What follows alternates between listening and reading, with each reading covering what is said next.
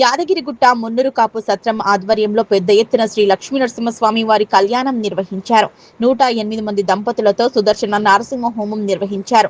అనంతరం 1008 మంది దంపతులతో లక్ష్మీ నరసింహస్వామి కళ్యాణ మహోత్సవాన్ని భారీ ఎత్తున నిర్వహించారు. లోక కళ్యాణార్థం విశ్వశాంతి కోసం ఈ కార్యక్రమాన్ని నిర్వహిస్తున్నామని తెలిపారు. మున్నూరు కాపు సామాజిక బాంధవులతో పాటు అనేక మంది పెద్ద ఎత్తున పాల్గొన్నారు. రాష్ట్ర వ్యాప్తంగా పెద్ద ఎత్తున ఈ కార్యక్రమానికి విచ్చేశారు. ఈ కార్యక్రమానికి అన్ని రకాల ఏర్పాట్లు పెద్ద ఎత్తున చేశారు. మున్నూరు కాపు సామాజిక వర్గ బాంధవులు పాల్గొని కార్యక్రమాన్ని విజయవంతం చేసి తీర్థ ప్రసాదాలు స్వీకరించారు. ఈ కార్యక్రమాన్ని విజయవంతం చేసిన ప్రతి ఒక్కరికి కృతజ్ఞతలు తెలిపారు.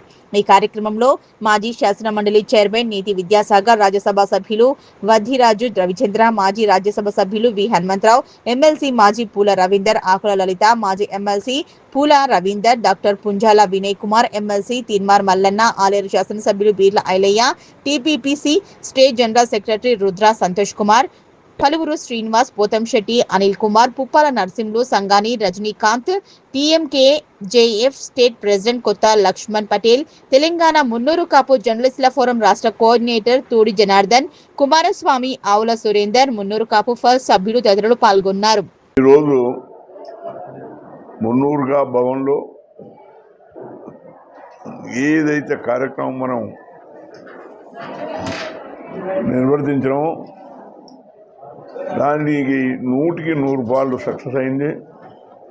మీ అందరి సహకారంతో మన కుల సహోదరులు, స్నేహితులు, మిత్రులు అందరి సహకారంతో మన యజ్ఞం కానీ మన కళ్యాణం కానీ 100% సక్సెస్ అయింది.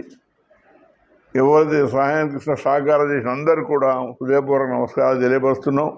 ఇదే విధంగా రేపు వచ్చే ఏది వచ్చినా కూడా క్యాస్ట్ వైజ్ కానీ ఏ విషయాలు వచ్చినా కూడా అందరం ఐకమత్యంతో నుండి కార్యక్రమాలను జయప్రదం చేయాలని చెప్పి మీ అందరినీ మనవి చేస్తున్నా.